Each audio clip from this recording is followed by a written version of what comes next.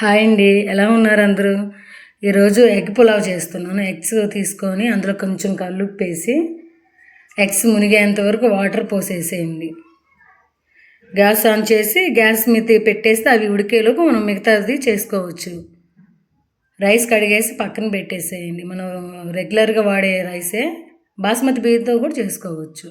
అందులో కావాల్సింది పుదీనా, బిర్యానీ ఆకులు, కొంచెం చెక్క, అల్లం, వెల్లుల్లి, పచ్చిమిర్చి, కొత్తిమీర ఇవన్నీ పక్కన పెట్టేసేయండి. కొంచెం గరం మసాలా, ధనియాల పొడి, సాల్టు, ఒక టమాటో, కొంచెం జీలకర్ర, ఆనియన్స్ కట్ చేసి పక్కన పెట్టేసేయండి.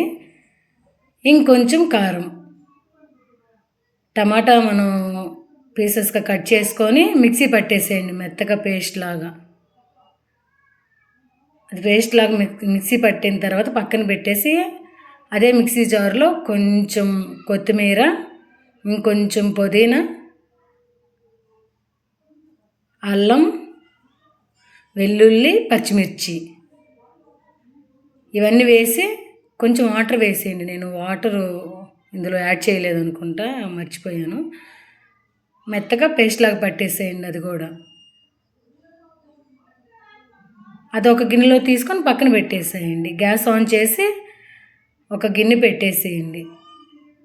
గిన్నె పెట్టిన తర్వాత అది కొంచెం హీట్ అవుతుంది కదా, ఆయిల్ లేదా నెయ్యి, నేను ఆయిల్ వేస్తున్నాను, నెయ్యి వేయలేదు. ఆయిల్ కాగిన తర్వాత బిర్యానీ ఆకులు 2, కొంచెం చెక్క, కొంచెం జీలకర్ర వేసిన తర్వాత కలిపేసుకోండి. అవి కలిపేసి అవి వేగిన తర్వాత మనం ఆనియన్స్ కట్ చేసి పెట్టేసుకున్నాం కదా పీసులుగా, పొడవుగానే కట్ చేసుకోండి. ఇవన్నీ అందులో వేసేయండి. అవి వేసి మంచిగా కలిపేసేయండి మగ్గినంత వరకు. నేను చిన్న పని ఉందని పక్కకి వెళ్ళానండి, కొంచెం ఆనియన్స్ ఆ కలర్లో వచ్చాయి. మీరు మటుకు దగ్గరగా ఉండండి. తర్వాత కొత్తిమీర, పుదీనా పేస్ట్ వేసేయండి. పేస్ట్ వేసిన తర్వాత కొంచెం సాల్టు, కొంచెం కారం. మనం ఆల్రెడీ పచ్చిమిర్చి వేసాము కనుక కారం లైట్గానే వేసుకోండి. వేసుకొని మంచిగా కలిపేసేయండి.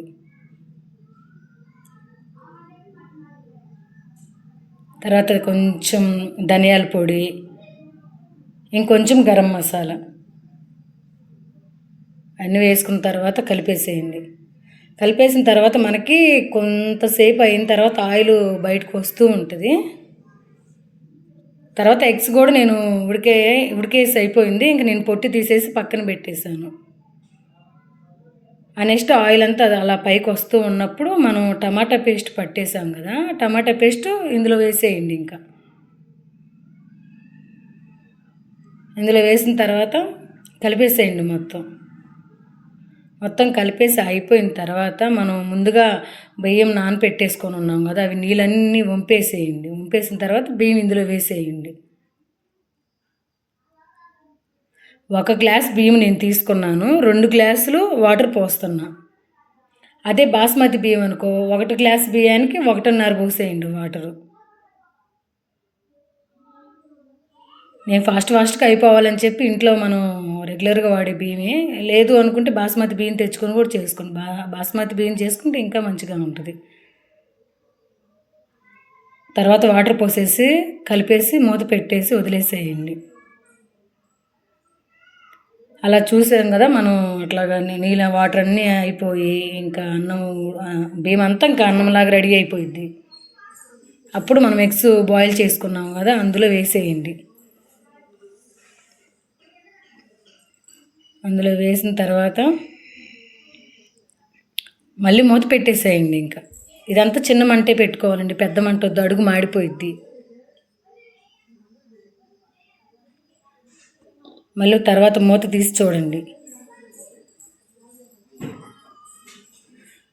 రైస్ ఎంత పొడి 'పొడిగా వస్తుందో, ఎక్కడ అన్నం ముద్ద అయినట్లు కానీ ఏమీ లేదు. టేస్ట్ మటుకు చాలా బాగా వచ్చిందండి. లాస్ట్లో కొంచెం కొత్తిమీర చల్లేసి దించేయడమే. నేను ఇది సాయంత్రం అంటే పాప వస్తుంది ఇంకా ఒక అరగంట అనంగా నేను రెడీ చేశాను. రైస్ మటుకు చాలా పొడి పొడిగా వచ్చింది. రైస్ మంచిగా ఉడికిపోయింది కూడా. ఒకసారి ట్రై చేసి చూడండి. Okay, bye.